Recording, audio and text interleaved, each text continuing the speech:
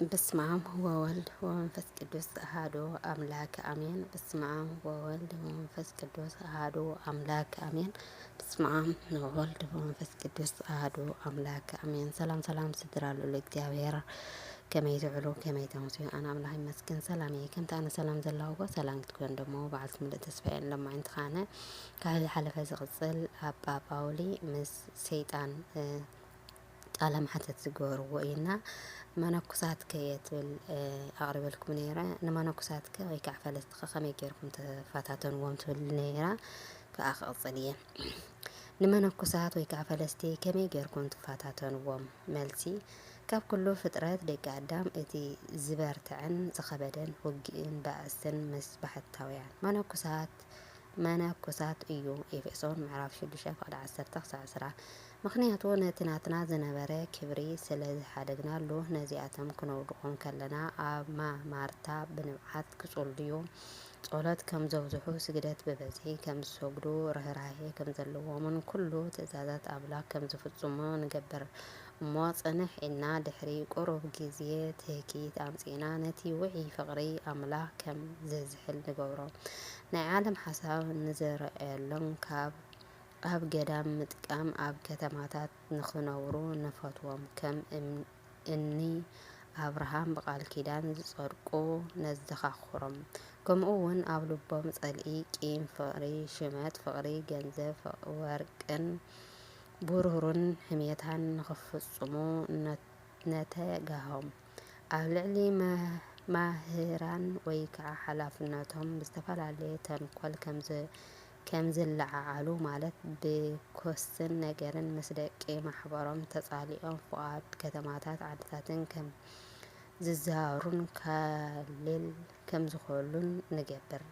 ኣብ ውሽጢ ህልናኦም ፍቕሪ ደቂ ኣንስትዮ ንተክል ብፍቕሪ ውላድ ብፍቕሪ ቤተሰቦም ከም ዝቃጸሉ ናብቲ ዝሓደግዎ ዓለም ከም ዝምለሱ ንገብሮም ፍቕሪ ጥመት መብልዕን መስተን ክዳውንትን ሽልማትን ንሕድረሎም ነቶም ብመርዓ ዝጸድቁ ነቢያት ሃዋርያት ሰማዕታት ነዘኻኽሮም ብድምፂ ኣራዊት ብግርማ ለይቲ ብቁሪ ብፀሓይ ከመይ ኢሎም ዕድሚኦም ሙሉእ ከም ዝሕልፍዎ ንሕስቦም እሞ ተስፋ ቆሪፆም ከም ዝጭነቑ ንገብር ብሕልምን ብምትሃፋትን ነፈራርሖም ኣብ ቅድሚኦም ኣራዊት መሮሮ ተራኺቡ ክፍጽሞም ከለዉ ነርእዮም ትዕቢትን ትምክሕትን ሕማቕ ፍርሓትን ኣሕዲርና ዓይነ ልቦናኦም ናጻ ነዕውሮም ጸሎት እንተጸልዩ ነቲ ጸሎት ብተህዋክ ብዘይ ምስትምቓርን ኣስተንትኖን ከይተረድኦም ከም ዝጽልዩ ኣብ መንጎ ጸሎት እውን ወፅእ ከም ዝብሉ እንትጽልዩ እውን ብዘይ ፍርሓት ኣብ ቤተ ክርስቲያን ደው ምባል ገዲፎም ከፍ ከም ዝብሉ ወነፍሶሙ ያገድደሙ ኣእጋሪሆሙ ኣብ ግዜ ጸሎት ኣእጋሮም ከም ዝሕልኩ ንገብሮም ኣብ ውሽጢ ቤተ ክርስቲያን ንየማን ንጸጋምን ነመላልሶም ኣብ ልቦም ኣቲና ውፅእ ነብሎም ከምዚ ስለ ዝገብሩ ከዓ መላእክቲ ይጸልእዎምን ይፍንፍንዎምን ሽዑ ንሕና ኣብ ቁጽጽርና ነእትዎም ጥጡሕ ባይታ ንረክብ ከምኡ እውን ኩናት ዲያቆናት ብድፍረታት ብትዕቢትን ናብ ቤተ መቅደስ ኣትዮም ምስ ቂም ብቓል ጽልእን ባእስን ክርክርን ህልኽን ኣብ ልቦም ይሕድረሎም ብዘይ ፍርሓት ቅድስ ስጉኡን ክቡርን ደሙን ከም ዝቕበሉ ንገብር ከምኡ እውን ኣብ ዲያቆን ይኹን ካህን ንባብ ወይን ነቲ ዜማ እንትጽይቕዎ ከም ዘላግጹ ከም ዝዕንቁውን ንገብር ኣብ ቅድሚ ሰባት ሕማቕ ኣረኣእያ ከም ዝኾነ ንገብረሎም እቶም ንዕኦም ዝረኣዩ ድማ ንሃይማኖታዊ ነቶም መራሕቶምን ከም ዝዕንቁ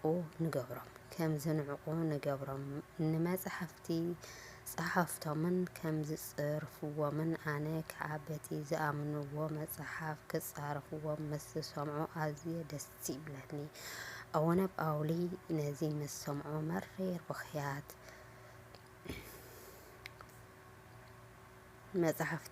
ኣቡነ ጳውሊ ነዚ ምስ ሰምዑ መሪር ብኽያት በኸየ ሰይጣን ከዓ ስለምንታይ ትበክን ተሓዝንን ኣለኻ እዚ ኩሉ ዲያቆናት ካህናትን መነኩሳትን ጳጳሳትን ከማኻ ኣይኮኑን እምበኣርከስ ክትሓዝን ክትበክን እንተደሊኻ ምእንታ እቶም ኣብ ዳሕረዋይ ዘመን ዝውለዱ ደቂ ኣዳም ብኸ ስለ ነገስታት ብኸ ምእንታ ጳጳሳትን ብኸ ምእንታ መነኮሳት ብኸ ምእንታ ካህናት ብኸ ምእንታ ዲያቆናት ብኸ ምእንታ ኣቦታት ኣዴታትን ብኸ ምእንታ መናእሰይን ኣዋልድን ብዘይ ሕጊ ድንግልንኦም ንዝሙት ዝሸጡ ብኸ ነዚኣቶም ኩሎም ኣብ ዝመጽእ ዘመናት ኣብ ትሕቲ መርገጺ እግረይ ናብ ሓጢኣት ከስጉዶም እየ ፍቓደይ ክፍጽሙ ብዝመራሕኽዎም መንገዲ ክኸዱ ርሂፆም ንዓይ ከም ዝገብሩ ብኽያቶምን ኣውያቶምን ስለ ርእሶም ዘይኮነስ ስለ እቶም ብሞት ዝሓለፈ ኣሕዋቶምን ኣዝማዶምን ጥቕሚ ዘይብሉ ብንብዓት ሓዘንን ልቦምን ከም ዝሓረሩ ክገብር እየ። ኩሉ ኣምላኽ ዝገበረሎም ካብ ዓይኖም ሰዊረ ብልብዲ ከም ዝነብሩ ከርእዮም እየ። ስለዚ ክድሕኑ ካብ ሓጢኣት ክመለሱን እንተደሊኻ ስለዚኣቶም ጸሊ፣ ስለዚኣቶም ስገድ፣ ስለዚኣቶም ጾም፣ ስለዚኣቶም ተማሃለል ኢሉ እቲ ፈታኒ ዘራብኡ ምስ ወድአ ኣቡነ ጳውሊ ብኽያቱ ካብ ቀዳማዩ ኣብ ዳሕራዩ ኣጸቢቑ በኸየ። ጸሎቱን በረከቱን ናይ ኣባ ጳውሊ ምስ ኩላትና ህዝበ ክርስቲያን ይኹን።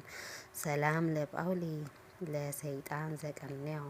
እስከ ይከስት ሎቱ ለእጓለ እመሕያው ከመ ያጌግዮ ወለአቦኒ ሰላም ዘነበረ በጸልዮ እንዘ ኢየሊ ዘእለተ ሲሳዮ